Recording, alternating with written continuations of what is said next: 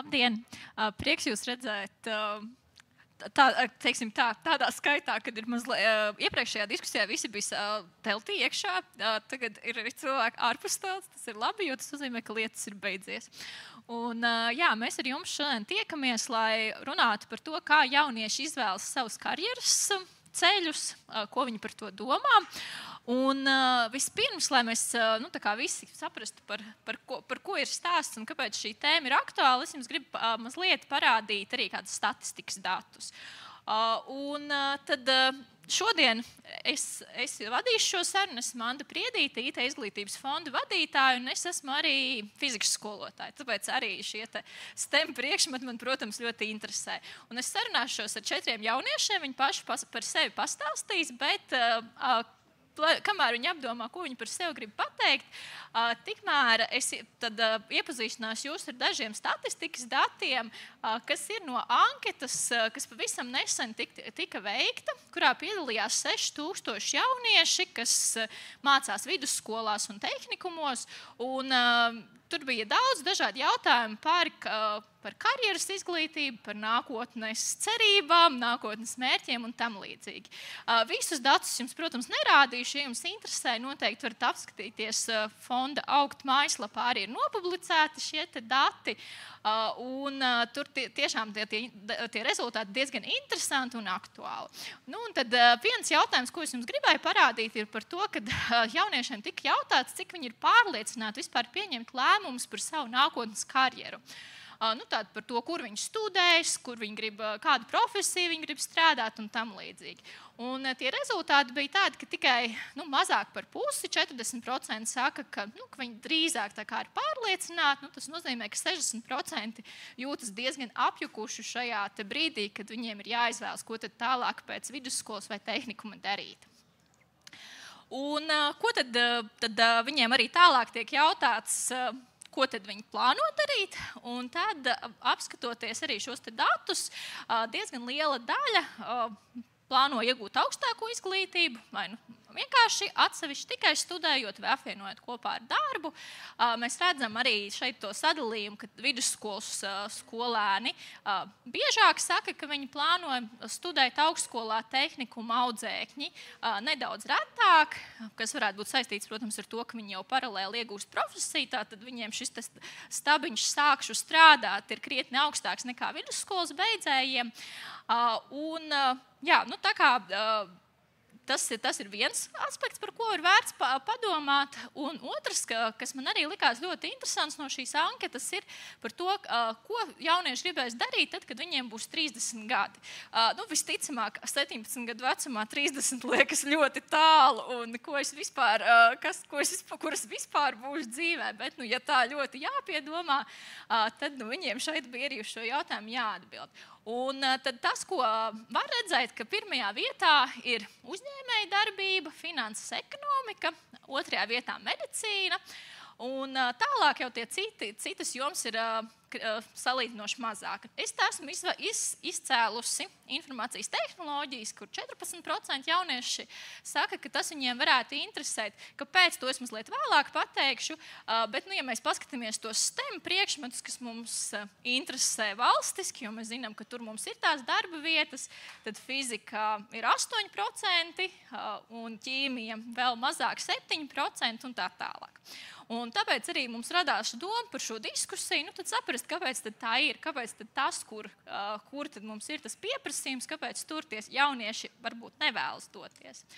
Un tas, kas īpaši ir interesanti, ka, ja paskatās atšķirības starp puišiem un meitenēm, tad tā aina paliek tiešām interesantāka, jo, pieņemsim, tās pašas informācijas tehnoloģijas, ir tikai 5% meiteņi, kas saka, ka šī joma viņām varētu interesēt. Tā kā tas arī ir, protams, jautājums, kāpēc tā, jo meitenes, kā mēs zinām, arī var programmēt un arī visu kaut ko citu var darīt. Un kāpēc es tur esmu izcēlus tieši šo IT, jo arī tā kā skatoties, kas tad ir tās straujāk augošās profesijas, šobrīd tad 9 no 10 ir saistītas ar tehnoloģijām, līdz ar to diezgan loģiski mums vajadzēs, lai jaunieši šajās profesijās pēc 10 gadiem strādātu. kā viņi paši skaidro, kas tad ir tie faktori, kas nosaka viņu profesijas izvēli. Lielākā daļa, protams, sasaist to ar atalgojumu. 73%. Kaut kāda daļa saka, ka arī tā personīgā interese, protams, ir svarīga, karjeras izaugsmes iespējas un tā tālāk. Bet redzot šo, atkal rodas jautājums, kāpēc tad tajā IT ir tik maz, tikai šie 14% vidēji, jo, ja mēs atkal paskatāmies algu salīdzinājumus pa nozarēm, tad pirmajā vietā ir šīs informācijas tehnoloģijas, un ja jau tā alga tik svarīga, bet tāpat kaut kādu iemeslu dēļ jaunieši neizvēlas. Jā, un tāpēc arī šī tēma mums šodien ir plānā par šo aprunāties. Un, jā, kā jau es teicu, jaunieši paši pastāstīs par sevi, kas viņi ir. Tā pavisam īsi, ko jūs šobrīd darat, kādas ir jūsu attiecības ar šiem priekšmetiem, fiziku, ķīmiju, matemātiku, programmēšanu, un kādi varbūt ir tie jūsu nākotnes plāni īsumā. Un kamēr jaunieši atbildēs, es gribētu arī redzēt, ko auditorija domā, tāpēc es palūkšu uzlikt slaido, un tur jums būs jautājums par to, kā jums skolā veicās ar matemātiku, dabas zinātnēm. Ja jums ir bijusi programmēšana ar programmēšanu, tad vai jums patika, nepatika, veicās, neveicās. Jā, tāda instrukcija, ja jūs neesat izmantojuši slaido, jūs varat noskanēt šo QR kodu un tad arī atbildēt, kā nu jums šķiet. Un kamēr auditorija atbild, tikmēr tad Edgars, sāksim ar tevi. Jā, esmu Edgars Kuļiņičs un mācos profesionālajā mācību iestādē Ogres tehnikums. Šobrīd apgūstu datorsistēmu tehniķa profesiju 3. kursā. Un paralēli tam vadu uzņēmumu, strādāju uzņēmumā Siereditum kā tehniskais eksperts, kā arī iesaistos dažādos projektos un arī dažādās aktivitātēs, ko piedāvā STEAM un IT joma. Tātad arī esmu Junior Achievement Latvija mācību uzņēmuma programmas absolvents kopā ar skolēnu mācību uzņēmumu Fortful Group, kur arī mēs piedāvājām STEAM produktu, kas vienā ziņā arī ir IT produkts, ko mēs izstrādājam kopā ar elektronikas profesionāļiem un arī IT jomas profesionāļiem. Un tad arī tas mans skatījums uz IT jomu un man iesaist tajā ir tāda, ka man patīk ļoti fizika. Fizikas skolā ir viens no maniem mīļākajiem priekšmetiem, kā arī matemātika un arī pamatskolā ķīmija. Tā kā došu vārdu tālāk. Jā, paldies. Mans vārds ir Sofija Sedeča. Es nesen pabeidzu 11. klasi Ventspils valsts 1. ģimnāzijā inženierzinātņu un datorikas novirzienā. Šajā jomā arī gribētu kustēties tālāk mācībās, augstskolā studēšu inženierzinātnes. Esmu debešu entuziaste. Regulāri nodarbojos ar brīvprātīgo darbu, kā arī aizraujos ar elektroniku. Lodēju schēmas, lieku kopā iekārtas, programmēju mazsastādnes. Mani aizrauja eksaktās zinātnes, fizika, matemātika, jo tieši tās apraksta, kā darbojas mūsu pasaule. Paldies! Jā, čau visiem, man sauc Ēriks. Tikko pat absolvēju vidusskolu. Jebkurā gadījumā aizvadīts izlaidums, te jau rezultāts sekos. Bet kopumā esmu liels mūzikas entuziasts, pats radu un arī ļoti daudz esmu iekšā tajā. Bet šobrīd prioritizēju vairāk savā dzīvē uzņēmējdarbību. Mēs arī attīstījām, esot skolas solā, skolēnu mācību uzņēmumu līdz pat SIAI, iStay Safe. Mēs piedāvājam precizāļošanas pārvaldes glāzēm dažādām naktdzīves iestādēm Rīgā. Jā. Un runājot par kaut kādiem priekšmetiem skolā, man vispār bija grūtas attiecības ar skolu, it īpaši vidusskolā. Es teikšu, kā ir, man nepatika. Nepatika kopumā mācīties, bet vidusskola bija jāizspiež līdz galam. Jā, bet no tā visa man varbūt visvairāk sirdī iekrita programmēšana. Bet es domāju, ka to var sasaistīt ar to, ka man šausmīgi patika pasniedzējs. Un, līdz ar to tas kaut kāda mīlestība pret to priekšmetu varbūt arī izveidojās. Jā, kaut kā tā. Sveiki, mani sauc Patricija Kreisliņa. Tikko pabeidzu pirmo kursu Rīgas Tehniskās Universitātes viedo datortehnoloģiju programmā, kā arī pašlaik esmu savas fakultātes studiju virzienu vadītāja. Un vēl vēlos pieminēt, ka vidusskolu es mācījos Dānijā, kur pabeidzu IB programmu ar augstākā līmeņa fiziku un matemātiku. Un, no sākuma man bija doma tiešām iet uz fiziku un astronomijas zinātnēm, taču dažādu apstākļu dēļ es tomēr atgriezos Latvijā un es izdomāju, ka IT industrija un nedaudz paplašināt savas zināšanas tajā varētu būt noderīgi man un manai nākotnē. Paldies. Kā mēs dzirdējām, šiem jauniešiem tomēr vairāk vai mazāk kaut kā tās eksaktās zinātnes ir saistījušas, vai vismaz kādu no tām. Un arī aptaujā pēc auditorijas arī izskatās diezgan labi rezultāti. Tātad daudziem patika vairāki priekšmeti, daudziem patika vismaz viens no šiem priekšmetiem, bet vienalga tā statistika tomēr bija citādāka. Tikai 14% no šiem 6000 jauniešiem, kas atbildēja par savām karjeras izvēlēm, teica, ka šie varētu būt tas virziens viņu nākotnē. Tad, kā jums, jaunieši, kad jūs arī dzirdējāt šos statistikas datus, varbūt kas bija tas, kas jums iekrita acīs, vai kaut kas jums lika, varbūt jūs par kaut ko aizdomājāties, par to, kāpēc tad tie rezultāti tādi ir un kā vispār jūsu draugi, klases biedri, kursu biedri, kā viņi izvēlas savu nākotni un ar ko tad varētu būt saistīti tie rezultāti, ko mēs tur redzam tajā anketā? Jā, droši vien sākšu es. Par cik arī nāk no profesionālās mācību iestādes, kur arī jaunieši nāk ar to, ko viņi vēlās darīt nākotnē un ar tādu vīziju, kur vēlās strādāt. Tad arī no mana skatu punkta, arī no profesionālās iestādes skatu punkta ir tā, ka es mācos datorzinības Ogres tehnikumā, un ir tā, ka 99% mūsu kursā ir stiprā dzimuma pārstāvi, jeb puiši. Un tātad viena meitene no 25 cilvēkiem ir mūsu kursā. Un tad arī varam paskatīties uz tiem rezultātiem, kas tika attēlot ekrānā un prezentācijā, kad tikai maza daļa no jauniešiem izvēlās šo IT jomu. Manuprāt, tas ir tāpēc, ka IT joma ir visai sarežģīta un jaunieši ātri vēlās kaut ko iemācīties un labi pelnīt.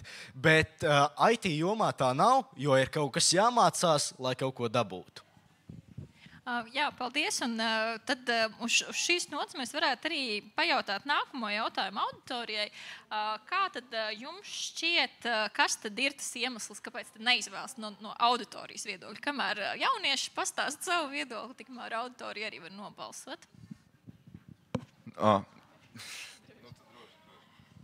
Paldies. Tātad man šķiet, ka izvēles nākotnes karjeru ir teiciens mazliet pa stipro.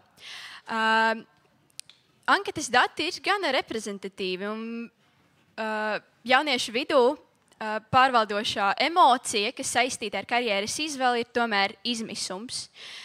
Nevienam nav noslēpums, ka darba tirgus ir aktīvs, ļoti kustīgs un mainīgs organisms. Un pilnībā izprast visas specifikas, visu pieprasījumu ir uzdevums tuvs neiespējamam. Tieši tāpēc daudzi jaunieši izvēloties savu karjeru balstās uz tā, ko viņi var redzēt ikdienišķā dzīvē. Ģimenē, varbūt draugu vai paziņu lokā. Citi, kas ignorē vairāk nodarbošanas jomu, skatās uz atalgojumu. Jaunieši grib daudz pelnīt, tas arī nevienam nav noslēpums. Tātad kopumā ģimene, vecāki un atalgojums ir tie galvenie faktori. Kas man likās interesanti, tur bija pirms tam arī jautājums tajā aptaujā par to, kā tu sevi redzi pēc 30 gadiem vai kaut kā tā. Nu, varbūt cits formulējums, bet nav svarīgi. Tur pirmajā vietā bija uzņēmējdarbība. Un tad kurā 3., 4. bija tā IT joma? Zemāk, kad 5. bija. Nu jā, var sakot. Tagad mums ir jautājums, kāpēc jaunieši neizvēlās studēt? Kāda jēga iet studēt, ja tu pēc 30 gadiem sevi tur neredzi? Un varbūt atbild uz to jautājumu būtu, tas neizklausās tik prestiži. Tu pēc 30 gadiem vari pateikt, es vadu uzņēmumu. Tas ir stilīgi, bet varbūt jauniešiem šajā vecumā liekas, vai es tiešām gribu pēc 30 gadiem sēdēt kompī un garlaicīgi, varbūt pagarlaicīgi. Jā. Es nedaudz piekritīšu tieši tam aspektam, ka vidējās izglītības laikā sociāli tiek ļoti popularizēta tieši uzņēmējdarbība ar studentu mācību uzņēmumiem. Tas tiešām šī iespēja tiek parādīta studējošiem, kur vairāk kādas tehniskās vai IT uzņēmējdarbības un darba iespējas ir mazāk popularizētas, līdz ar ko viņi nezina šīs iespējas un cik plašas tās var būt. Kā arī es vēlējos komentēt, ka šī gada uzņemšanā Rīgas Tehniskajā universitātē, manā fakultātē, kas ir tieši datorzinātņu, informācijas tehnoloģijas un enerģētikas fakultāte, sadalījums starp meitenēm un puišiem bija apmēram 50-50, un it īpaši pēc pirmā semestra atkrituma bija krietni lielāks procents ar meitenēm palicis. Kas man liekas, jā. Bet iemesls, kāpēc neizvēlas un varbūt kāpēc arī cilvēki neredz sevi šajā industrijā pēc 30 vai 30 gadu vecumā, ir tas, ka pašlaik šī joma ir diezgan piesātināta. Un tas slieksnis, lai uzsāktu darbu un atrastu darbu, ir diezgan augsts. Tev ir nepieciešamas kvalitatīvas zināšanas, kas ir virs paša minimuma. Jo ir ļoti daudz cilvēku, kas to uzsāk, ir cilvēki, kas pašmācības ceļā iet uz šo industriju, līdz ar ko tev ir jābūt tiešām augstām zināšanām un pārliecībai par sevi, lai sāktu strādāt, kas varētu būt arī iemesls, kāpēc cilvēki neredz sevi šajā jomā tieši kaut kādas bailes vai nepārliecinātības pēc. Jā, paldies. Un, ja mēs paskatāmies arī to, ko auditorija šobrīd ir atbildējuši, tad pirmās divas ir līdzvērtīgas atbildes, kad šie priekšmeti šķiet pārāk grūti un trūkst kaut kādas pamatzināšanas. Un tajā anketā, ko es jau minēju, ko bija aizpildījuši tie 6000 jaunieši, tur arī bija tāds jautājums, vai jūs apsverat karjeru? Kādā no šīm jomām tur apmēram 55% teica, ka nē, viņi vispār nav domājuši pat par šo virzienu. Un tad tas papildu jautājums tiem, kas teica, ka viņi nav domājuši par šo virzienu, tad arī bija tāds, kāpēc tad jūs neesat šo apsvēruši. Un tad tur bija pirmajā vietā 63%, kas teica, ka viņiem neinteresē, kas saskan varbūt arī ar to, ko Eriks teica par to, ka varbūt no malas tās profesijas nešķiet tik aizraujošas no jauniešu skatu punkta. Un tas atkal droši vien nozīmē to, ka mēs neesam pietiekami labi parādījuši, pastāstījuši par šīm profesijām, jo tur viss arī nav gluži tā, ka pilnīgi visi, kas mācījušies datorzinātnes, sēž visu dienu tikai pie datora. 46% atkal atbildēja par to, ka viņi jau ir izvēlējušies kaut ko citu, kas arī ir saprotams. Jā, varbūt viņi jau ir izvēlējušies, ka viņi grib par ārstu mācīties, varbūt viņi jau ir izvēlējušies, ka viņi būs uzņēmēji. Tas ir viss tā kā saprotami. Un 33% atkal norādīja to, ka trūkst šīs zināšanas, lai turpinātu mācīties. Un, līdz ar to tas, ko mēs varētu tālāk aprunāties, tad par šo aspektu, par to, ka trūkst šīs jaunieši paši saka, ka viņiem pietrūkst kaut kādas zināšanas, lai tālāk šo studētu. Un arī tajā anketā tas, kas parādījās, arī, ka trūkst tādas pārliecības. Ir īpaši, kas arī ir tāds jau zināms fakts par to, ka meitenes daudz vairāk šaubās par to, ka viņas var kaut kādas lietas izdarīt, lai gan objektīvi skatoties, kā jau Patricija minēja, pēc pirmā kursa lielākais atbirums ir tieši puišu vidū, nevis meiteņu vidū, bet meitenes kaut kā daudz vairāk šaubās par to, vai tiešām viņas varēs šajās jomās kaut ko sasniegt. Tā kā varbūt jūs varat pakomentēt šīs zināšanas, kas ir jau skolā, ir apgūtas, nav apgūtas, kāpēc varbūt tur kaut kas mums pietrūkst, un par šo pārliecību, un varbūt arī kaut kāda stereotipa ietekme uz šo izvēli. Jā, skatoties uz pamatskolu un vidusskolu, tad varam skatīties tā, ka pamatskolā un vidusskolā iedod tikai ļoti, ļoti mazu daļu vispārībā no kaut kādiem eksaktajiem priekšmetiem un IT zināšanām. Un tāpēc arī tālāk jaunietim izvēloties augstāko izglītību ir grūti aptvert to, cik daudz būs jāmācās un arī vispārībā programmas klāstu.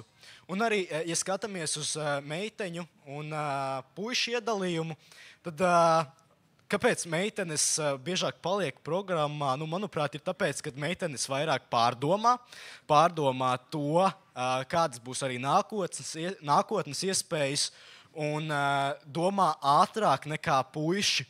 Jo parasti ir tā, ka puiši īsti nepārdomā to savu tālāko nākotnes gaitu, bet meitenes gan. Un meitenes, manuprāt, arī vairāk paņem to viedokli arī no citiem. Un tad arī tālāk izvērtē arī par labu citām programmām. Pagaid, bet tikpat labi. Džeki arī pārdomā, tāpēc aiziet projām. Zini, kā ja tu neiestātos programmā un nepabeigtu, ja tu būtu pārdomājis.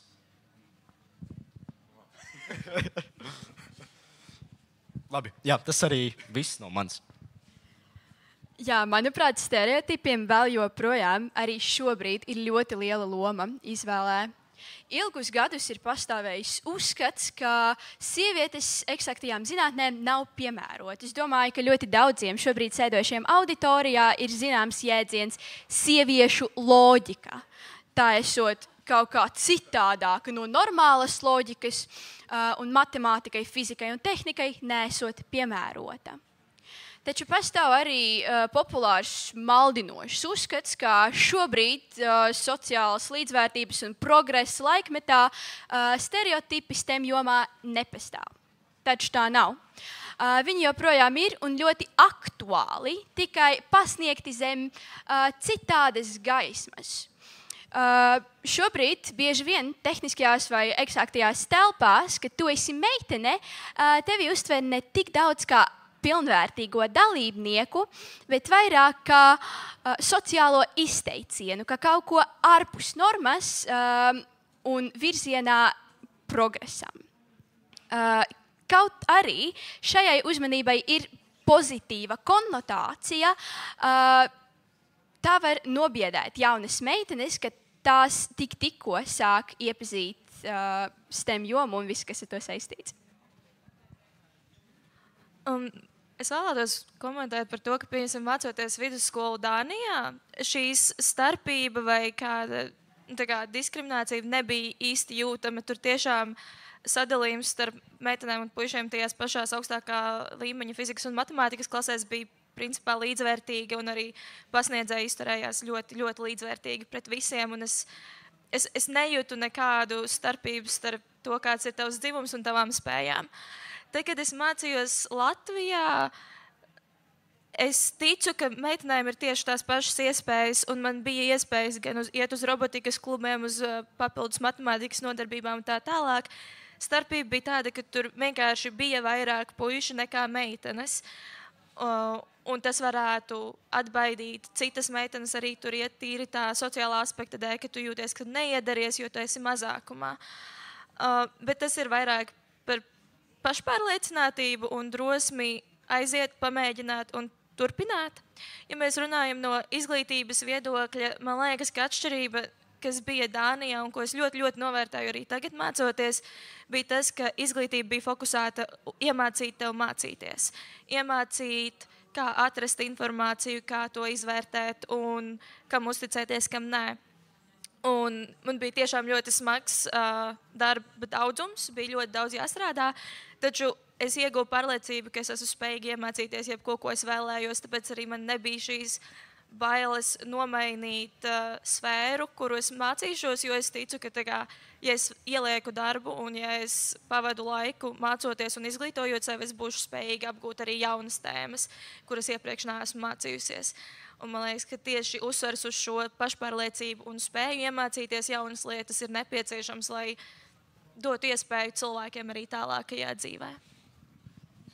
Jā, paldies. Un, īstenībā šis arī tagad varētu sakrist ar to, ko es gribu nākamo runāt, kas ir saistīts ar to, cik lielā mērā tad skola sagatavo tam, kas ir pēc tam vajadzīgs karjerā, profesijā. Patricija tikko minēja, ka viņai ir šī labā pieredze ar to, ka tā mācīties ir ārkārtīgi būtiski un noderēs jebkurā jomā pēc tam. Kā jums šķiet, kāda ir tā situācija šobrīd Latvijas vidusskolās, Latvijas tehnikumos, vai tās prasmes, ko jums tur iedod, vai tās ir pietiekams, lai jūs teikt, ka jā, vai drīzāk otrādi, ka tas, ko mēs tur mācāmies, es redzu, ka tas man noderēs? Tad arī es varu pateikt viedokli no profesionālās mācību iestādes skatu punkta, kad mēs tehnikumā mācāmies ne tikai kaut kādas teorētiskās zināšanas, bet arī reāli praktiski darbojamies un praktiski arī prakses laikā iemācāmies strādāt uzņēmumā. Un, manuprāt, arī šī brīža darba devējiem un šī brīža uzņēmumiem tas ir ļoti būtiski un ļoti svarīgi, kad topošais vai esošais darbinieks var praktiski darboties un praktiski arī saprot lietas, tehnoloģijas un risinājumus. Jo, skatoties uz vidusskolas mācību programmu, tā vairāk ir balstīta uz teorētiskajām zināšanām, un praktiskās zināšanas audzēknis, jaunietis var apgūt tikai ārpus mācību stundām. Un tas arī ir ļoti būtiski, piemēram, tehnikumā, kad ir prakses iespējas uzņēmumā un tev ir reāla darba pieredze, ko arī tu vari likt, piemēram, galdā, jau kad tu iesniedz savu CV un mērķē uz kādu darba pozīciju kādā uzņēmumā. Edgars, bet varbūt tu vēl vari papildināt, pastāst to savu pieredzi, kā tu vispār nonāci tehnikumā. Man liekas, tas arī tā labi ilustrē to tavu ideju par to, ko tu tikko teici. To arī apliecina vismaz no mana skatu punkta tas, ka pēc pamatskolas es domāju, ka es iešu mācīties vidusskolā. Es aizgāju mācīties uz Ogres ģimnāziju, un ģimnāzijā nomācījos 2 dienas. Es redzēju, ka tur apgūst faktiski tikai teoriju, arī fizikas stundās. Protams, es nesaku, ne visās skolās tā ir, bet vairumā.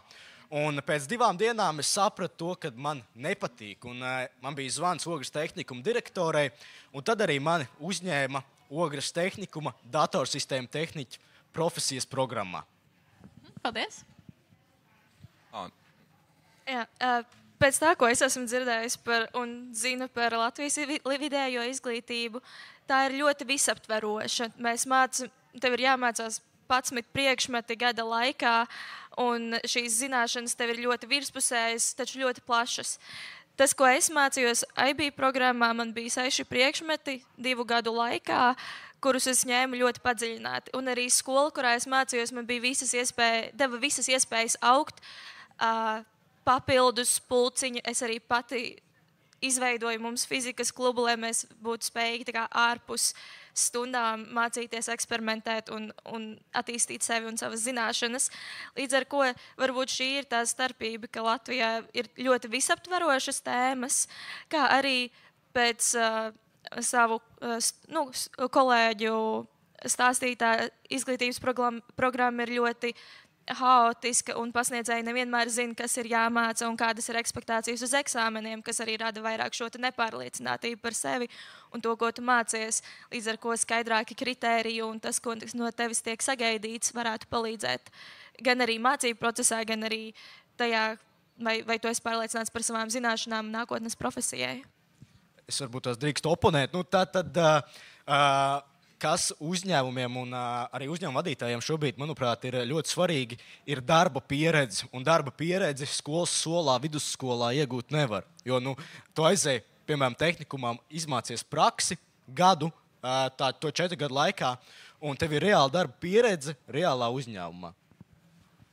Jā, bet arī, kā mēs redzējām no aptaujas, lielākā daļa, kas ir pabeiguši tieši vidusskolu, plāno iet uz augstākās izglītības iestādēm. Tur jau tā lieta, ka tas ir būtiski un svarīgi, lai tu pēc tam varētu dabūt darbu. Jo, faktiski, tu izmācies tehnikumu un tu vari iet strādāt tālāk, bet, piemēram, vidusskolā tā nav, diemžēl.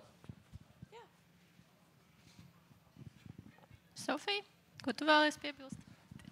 Jā, noteikti. Manuprāt, vislielākais trūkums mūsdienu vidējas izglītības sistēmā ir tas, ka tā neattīsta pareizo domāšanu. Lai mācītos eksaktās zinātnes un STEM jomas, ir nepieciešams ļoti konkrēts domāšanas veids un problēma risināšanas algoritms. Kas šobrīd notiek, ir mūsdienās tehnoloģija un inovācija laikmetā. Visi jaunievedumi ir vērsti tikai un vienīgi uz lietotāja ērtībām.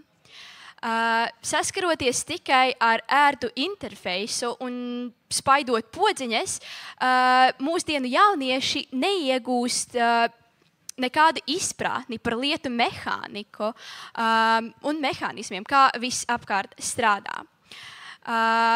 Kas ideāli būtu jādara skolām, ir jāattīst to pozitīvo zinkāri, ko, diemžēl, mūsdienu progress mums ir atņēmis un ko ir ieteicis Stevens Hawkings. Tas, diemžēl, nenotiek. Eksakto zinātņu apguvēju skolās šobrīd ir ārkārtīgi maz kas kopīgs ar īsto pētniecības jomu. Un tas ir tas, kas, manuprāt, palielina plaisu starp vispārējo vidējo izglītību un profesionālo augstāko izglītību. Kā varbūt tu zini, es vienkārši varbūt neesmu informēts, kādas tās būtiskās atšķirības starp to lielo eksakto jomu un starp to, ko mums šobrīd pasniedz vidusskolās? Iedomājies viduvējo fizikas stundu. Mēs skatāmies, protams, es neapgalvoju, ka visās Latvijas skolās tā ir, bet es esmu samainījusi, man liekas, 3, un visur izskatās daudz maz tā. Mēs apskatām kaut kādu likumu, mēs apskatām, kā tas darbojas praksē, un tad mēs risinām uzdevumus, ieliekot ciparus formulās. Tas ir nereprezentatīvi. Tas mēdz būt garlaicīgi un nevisai arī akurāti. Īstenībā cilvēki pēta vairāk praktisko pielietojumu. Viņi skatās, kā kustās ķermenī, kādi likumi darbojas praksē. Tātad, ja mēs tiešām sēžam skolas solā un apskatām uzdevumus, un tad mēs atnākam uz augstskolu, kur ir tiešām praktika. Tas ir tieši tas, ko Edgars bija pirms kāda laiciņa teicis.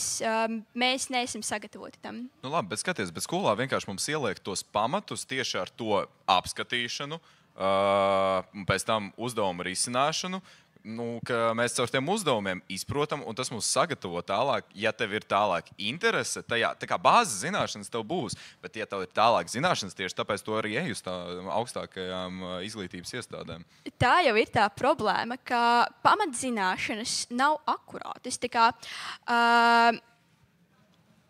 risinot uzdevumus, liekot skaitlīšus formulās, tu neattīsti vajadzīgo problēmu risināšanas pieeju.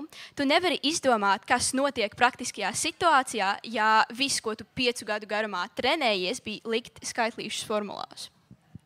Un tas arī neattīsta to interesi par to konkrēto, piemēram, fiziku. Piemēram, ka tu visu laiku fizikas stundā tikai teorētiski mācies, nevis praktiski. Un, tādā veidā arī tas neattīstās, un tev nav vēlme iet tālāk mācīties šo jomu. Es šeit vēlētos pakomentēt, varbūt, ka tad problēma ir tieši tajā, kā vidējā izglītība tiek organizēta pašlaik. Jo mana pieredze bija tāda, ka jā, mēs izņēmām teorētiskos pamatojumus, teoriju par kādu tēmu. Pēc tam par katru tēmu mēs veicām praktisku eksperimentu turpat klasē.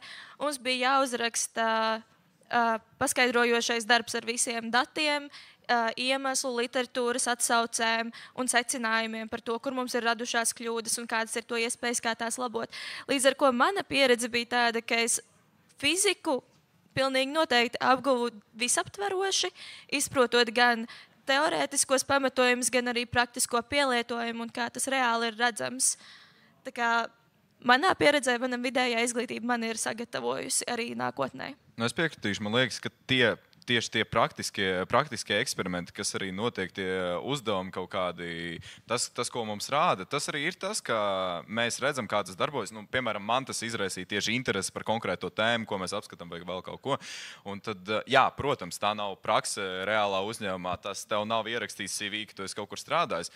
Bet, nu, jebkurā gadījumā, ja tev tas ir veids, kā tevi var ieinteresēt. Un tad tālāk jau jebkurā gadījumā viss ir atkarīgs no mums. Ja tev neinteresē tas, tad tev arī neinteresēs tas, ka tev tur visur apkārt skraidīs, es nezinu, ar atomiem. Nu labi, nav svarīgi, bet man liekas tāpat, ja tev neinteresē, tad tev neinteresēs arī savādāk. Nu kaut kā tā. Nu jā, kā redzams, mums te mazliet viedokļi dalās par to, vai skolā pietiekami labi vai nepietiekami labi. Kaut kādas lietas mēs saprotam un apgūstam. Auditorija arī tā pa vidam ir, vai ne, 33% saka, tā uz trīnieku. Pārāk iepriecinoši atzīme tā, protams, nav piecbaļu sistēmā. Tajā anketā, ko es jau vairāk kārt pieminēju, tur 33% jaunieši arī saka to, ka viņi tā kā saskata, bet tad tas nozīmē, ka 70% gandrīz īsti nesaskata to, kā viņiem tas ikdienā noderēs. Droši vien tas saistīts ar to, ko Patricija minēja par tiem daudziem priekšmetiem. Un loģiski, man visticamāk darbā visi tie daudzie priekšmeti tādā tiešā veidā nevar noderēt. Un tam līdzīgi. Es jau dzirdēju, ka jūs minējāt par praksēm vienu tādu aspektu, kas ir būtisks, par praktiskiem eksperimentiem. Varbūt ir vēl kaut kas tāds, ko jūs tagad jau Sofija 11. klasi pabeidz, citi jau ir 12. klasi tikko pabeiguši vai jau augstskolā. Kaut kādas metodas vai pieejas, vai kas varētu palīdzēt labāk izprast šos priekšmetus? Ļoti labs jautājums. Tas mans galīgais viedoklis noteikti ir prakse. Man šeit tas arī ir tas pamats. Jā, no manis būtu tikai kaut kādas vairāk praktiskos darbus, paraugu demonstrējumus, kas strādā, kas notiek un kāpēc lai es vispār gribētu to iemācīties. Jā. Un arī varbūt tās kaut kādas ekskursijas uz reāliem uzņēmumiem un reāliem procesiem, kur arī notiek šie reālie procesi. Kad tu vari redzēt, kā īstā uzņēmumā uz īstām, reālām, lielām, modernām iekārtām tiek veidoti šie dažādie tehnoloģiskie procesi. Es piekrītu visam, ko jūs esat teikuši. Es vēlētos papildināt vēl arī tas, ka pasniedzēja ieinteresētība tevi mācīt un pasniegt šo priekšmetu ir ļoti svarīga. Jā, protams, mums visiem ir iespēja mācīties pašizglītības ceļā un meklēt informāciju pašiem, taču pasniedzējs, kurš mīl priekšmetu un vēlas, lai skolēni mācās un iemācīt viņiem, tas ļoti atvieglo mācību procesu, kā arī padara to pieejamāku pēc iespējas vairākiem. Tas ir interesants skatiena punkts, bet es tikko gribēju apgalvot tieši pretējo. Mums vienmēr jāatcerās, ka skola ir sistēma. Sistēma, kas ir standartizēta un pielāgota vairākumam. Tāpēc, ja kādas metodes, kas tiek pasniegtas skolās, priekš konkrēti skolēni nestrādā, tas ir ok, tas ir normāli. Ceļš pie efektivitātes ir pašmācības. Ja tu mācies pats, tu izvēlies tādu tempu, tādu slodzes sadalījumu, kas tev pienākās vislabāk, un tādēļ tu vari sasniegt efektīvākus rezultātus.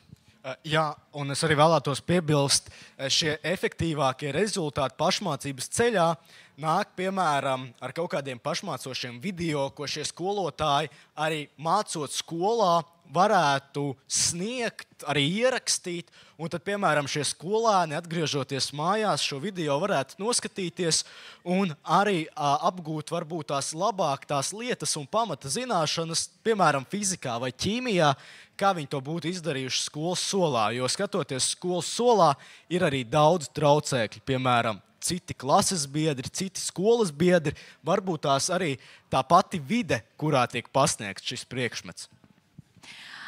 Jā, nu, un tad jūs jau pieminējāties par skolotāju lomu, ka tas ir ļoti nozīmīgi. Bet kas varbūt ir vēl tie cilvēki vai tās lietas vai notikumi, kas jūs ir ietekmējuši tajā, ko jūs gribat tālāk dzīvē darīt?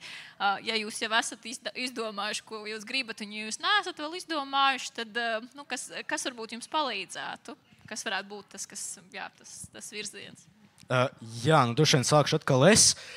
Tad varbūt tas vairumam tie ir vecāki, bet es teiktu, šajā gadījumā, manā gadījumā, vecāki tie nebija. Un tie bija skolotāji un arī cilvēki, ar ko es saskaros ikdienā. Piemēram, mani darba kolēģi, mani draugi un arī skolotāji. Piemēram, varu minēt vienu piemēru no Ogas tehnikuma, arī viņš pabeidza maģistratūru, Pēters Bitāns, elektronisks inženieris.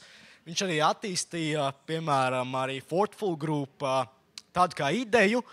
Un ar viņu mēs arī kopā attīstījām vēl kaut kādas idejas, attīstījām to motivāciju darboties tieši elektronikas, fizikas, ķīmijas jomā.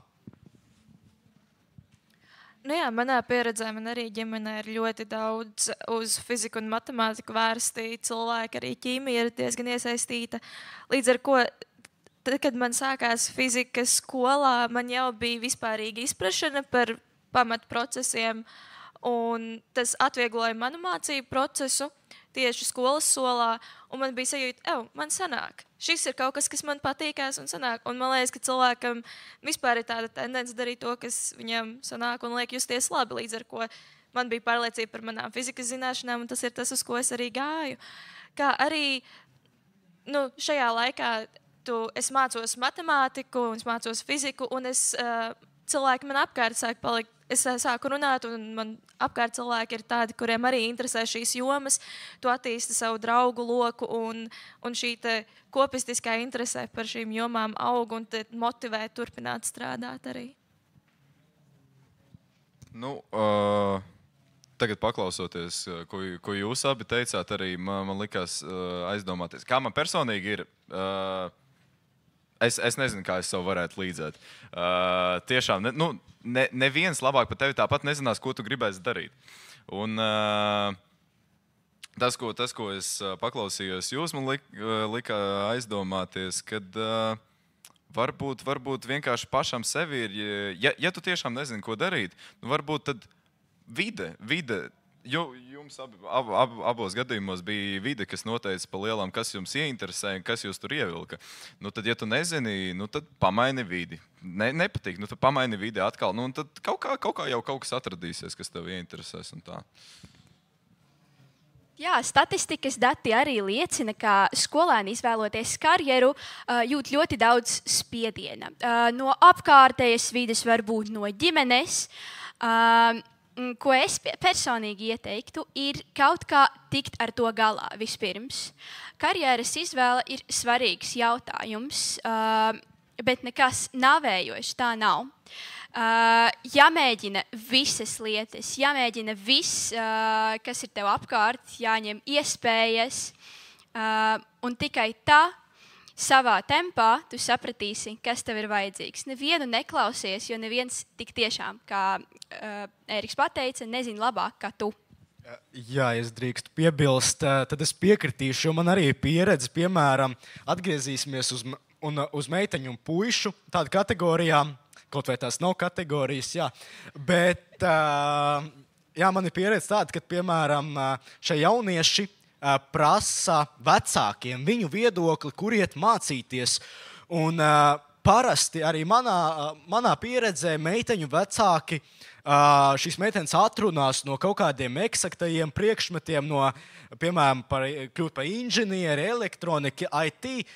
Tie ir tieši vecāki. Un šie vecāki mudinās, vairumā, ne visiem, protams, bet tā ir mana personīga pieredze, kad tieši šie vecāki, tieši šie tuvie cilvēki demotivē šos jauniešus, arī meitenes un puišus, iet tālāk tajā, kas viņus interesē. Nu jā, runājot par vecākiem, arī tajā aptaujā tur bija gandrīz 60% no jauniešiem teica, ka vecāki ir tie, kas ietekmē viņu izvēles. Droši vien, ka tur var būt ļoti dažādi virzieni, kā tie vecāki ietekmē. Šis variants, ko Edgars tikko teica, ka varbūt kādreiz nepietiekami motivē, kas es kā skolotāja esmu cik bieži dzirdējusi, kad atnākuši skolu vecāks un saka, nu jā, man jau fizika nepadevās. Nu nav jau brīnums, ka manam Jānītim arī fizika nepadodās. Tā tas ir. Mums ģimenē vienkārši tā ir. Un tā kā tas ir viens, kas noteikti vecākiem vienkārši ar to ir jāuzmanās, lai netīšām nepateikt kaut kā, ne jau viņi to ar ļaunu ir domājuši, viņi jau vienkārši, viņi saprot to savu bērnu, kuram kaut kas nesanāk. Bet mēs tādā veidā, ja mēs to iesākam jau tur no bērnības kaut kā ik pa laikam tā pasakot, tad jau tas izveido šo priekšstatu. Manā gadījumā tas bija par sportu. Mana mamma kopš bērnības, viņa kaut kā, viņa jau arī nejaunu, viņa teica, nesporto, Anda, jo tev nesanāks tā. Viņa pilnīgi noteikti neteica un nedomāja. Bet viņa kaut kā, man jau sporta skolā tur nepadevās, man jau sporta skolā nepatika. Un diezgan loģiski, es arī uz to sportu negāju.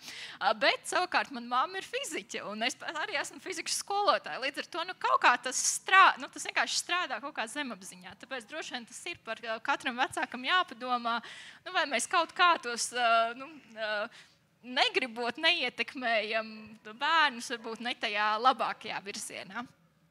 Un tas, ko es vēl gribēju pateikt arī par šo, 30% šajās aptaujās saka, ka draugi viņus ir ietekmējuši, un tad 20% ir tie, kas saka, ka visādi mēdīji, plašsaziņas līdzekļi, tur filmas, grāmatas un tam līdzīgi, ka tās ir tie lielākie iedvesmas avoti, ko tad tālāk darīt. Mums ir vēl mazliet laiks. Varbūt ir kāds auditorijas jautājums jauniešiem. Klusums. Roku jūra. Mēs varam kaut ko pakomentēt. Jā, lūdzu. Varat bļaut. Jā. Kaut kā, jā.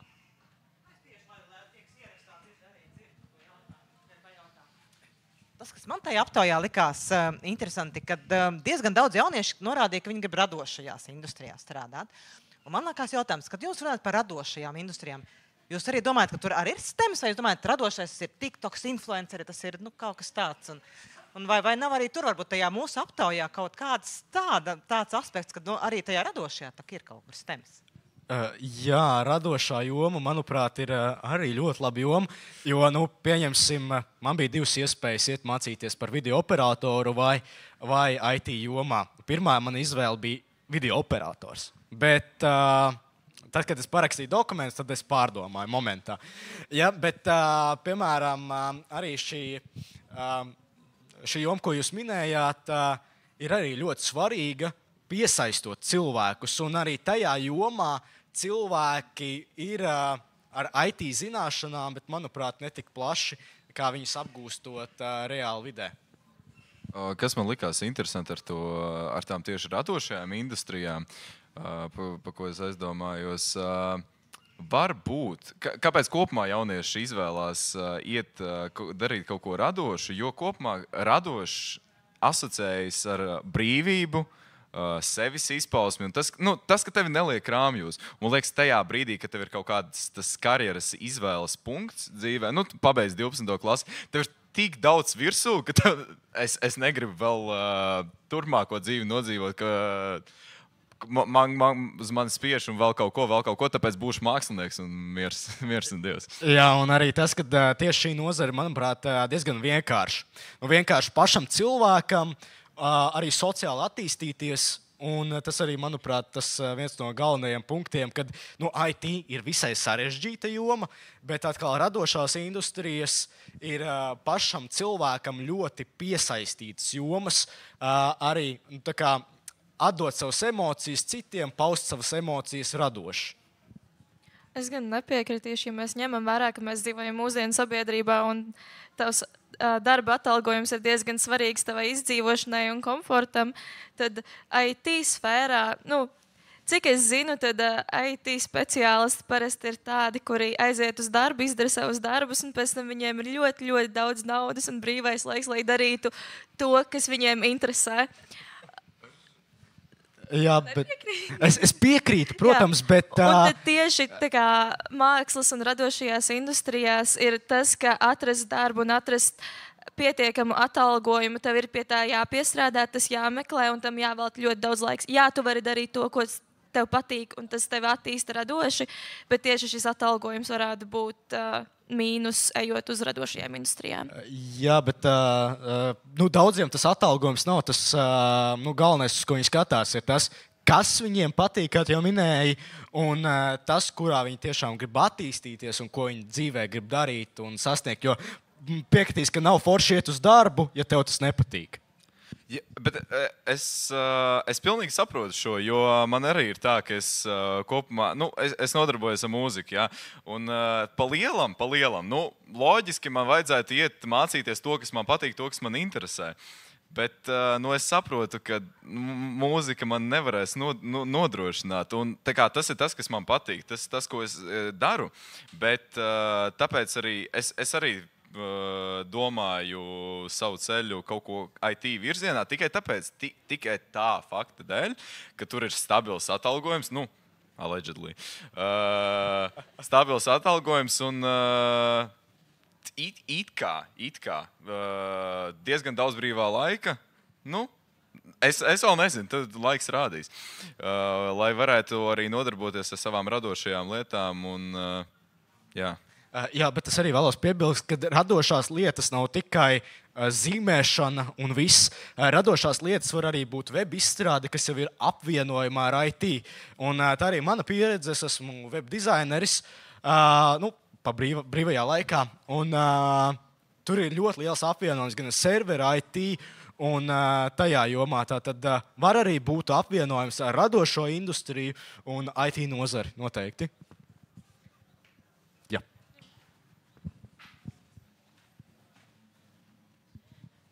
Sveiki. Es paturpināšu nedaudz šo tēmu vairāk par to šķēlumu starp definīcijām, starp IT un radošajām jomām. Jo man liekas, ļoti daudz jauniešu vispār pārprot, ko nozīmē abas, un to faktu, ka viņas nav vispār atdalāmas tik vienkārši, kā mums patīk domāt.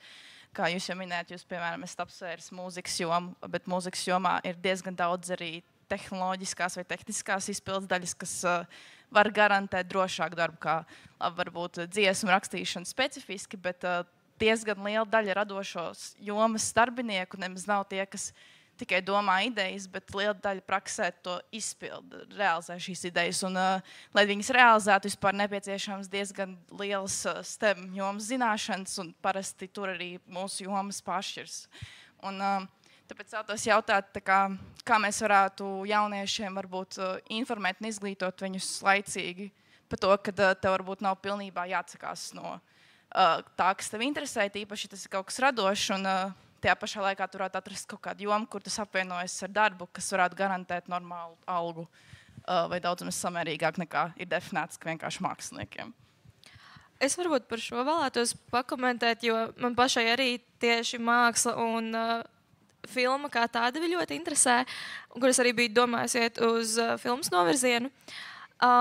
Šajās sfērās tev ir nepieciešams specifiskas zināšanas par programmatūrām. Piemēram, ja tu vēlies editot bildes vai video formātus, tev jāzina Premiere Pro vai kāda cita software programma, kas ir specifiska industrijai. Tas pats arī ar mūziku. Tev ir jāzina programmatūras, kas ir specifiskas industrijai un mūzikas apstrādēji, kas ir ļoti atšķirīgi no vienkārši programmēšanas. Taču es ticu, ka tam visam apakšā tiešām ir loģika un tava spēja pavadīt laiku, iemācīties un atrast šo informāciju. Un tad, jā, kā jau es teicu iepriekš par kāpēc vidusskolēni ir tik ļoti ieinteresēti biznesa uzņēmēju darbībā, ir tāpēc, ka tas vidusskolas laikā tiek ļoti popularizēts un parādīts, kā tu vari uzsākt šo darbību un kas tev ir nepieciešams. Tad varbūt, ka tiešām ne tikai studentu mācību uzņēmumi būtu popularizēt, bet arī citas iespējas citās industrijās un to, kā uzsākt savu darbību un karjeru tajās būtu palīdzoši. Tieši informācija tam, kā uzsākt un kas tev ir nepieciešams, lai strādātu šajās industrijās. Jā, un es arī vēlos piekomentēt to, ka uzņēmēja darbība šajā jomā, manuprāt, ir ļoti būtiska. Jo, ja mēs apskatāmies uz jauniešiem, tad jauniešus parasti pēc vidusskolas neviens darbā neņems. Kaut kādās vadošajās jomās, arī piemēram par dizaineriem un tā tālāk.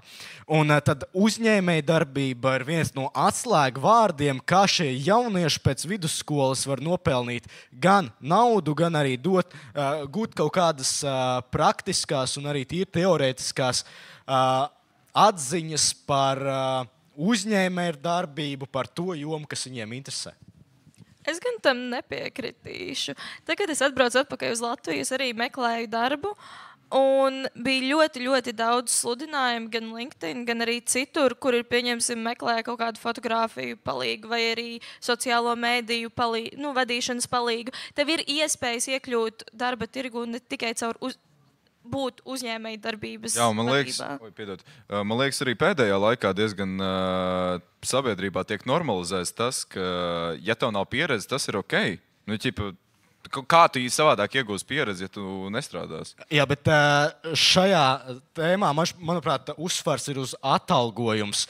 Jo, ejot strādāt par kādu palīgu, tev visticamāk vai nebūs atalgojumu, vai arī būs minimālais valsts noteiktais atalgojums, bet attīstot uzņēmēju darbību, šis pats jaunietis var sasniegt savas virsotnes un savus mērķus gan atalgojuma ziņā, gan arī savu to zināšanu ziņā.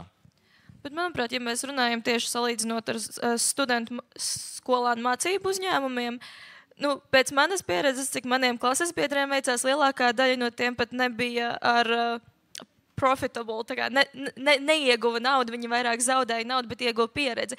Līdz ar ko, ja tu vidusskolā meklē kāda asistenta vai palīga darbu, tu saņem minimālo algu, tas jau ir pat labāk nekā skolānu mācību uzņēmumu. Jā, un arī cik daudz darba un laika un apņēmības tas prasa vispār. Labi, mazākais ir sākt, lielākais ir turpināt attīstīt to visu, lai vispār tas pa kaut ko izaug. Un es domāju, ja cilvēks tagad meklē darbu vai arī meklē, ko darīt, un tu viņam tagad pasaki, tu esi gatavs šim atdoties uz visiem 150% no sevis, aizmirst par savu dzīvi, un tad varbūt tev būs labāk nekā minimālā alga. Jā, bet no šī skatu punkta skatoties, ja tu dari to, kas tev patīk, tad tev būs motivācija. Tev būs motivācija un drosme arī turpināt darboties. Tas ir, ja tev patīk uzņēmējdarbība. Protams, jā, bet ja tev patīk arī tas, ko tu dari. Jo uzņēmējdarbība nav tikai tas, kā jūs skatāties uzņēmējs, ir arī pašnodarbinātais, kurš piedāvā, piemēram, web izstrādes pakalpojumus. Uzņēmējdarbība nav tikai SIA. Jā, paldies. Mums laiks strauji tuvojas noslēgumam. Mēs iekarsām mazliet diskusijā. Tas ir ļoti jauki. Bet tad visu to, ko mēs te runājām, kopsavēlkot, varbūt kas ir tāda viena jūsu atziņa vai viens jūsu ieteikums kādam jaunākam skolēnam, kurš arī nonāk šajā brīdī, kad ir jāizdara kaut kādas izvēles. Pieņemsim, jūs drīz jau būsiet gudri, lieli un varēsiet konsultēt citus. Ko jūs ieteiktu?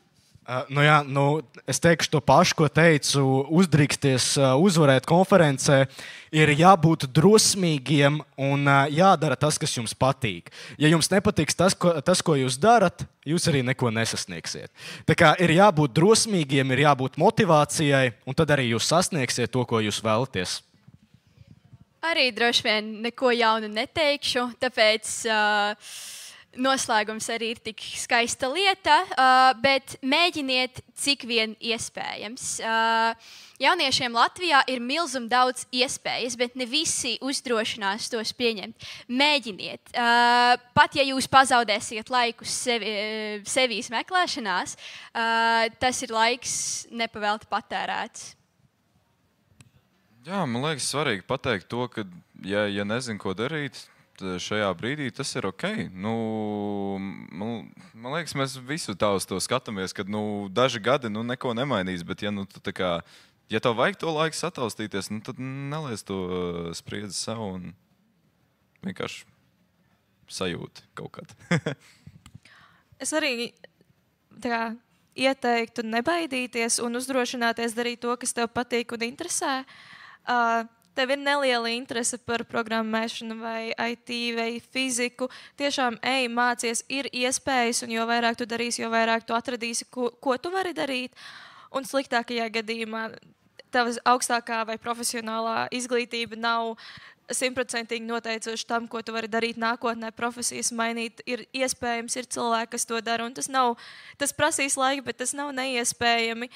Un tiešām dari to, kas tev patīk. Un viss aizies. Beigās viss būs labi. Liels paldies! Paldies jauniešiem, Edgars, Sofija, Ērika un Patricija, ka jūs mums šodien pievienojāties, un paldies klausītājiem un skatītājiem.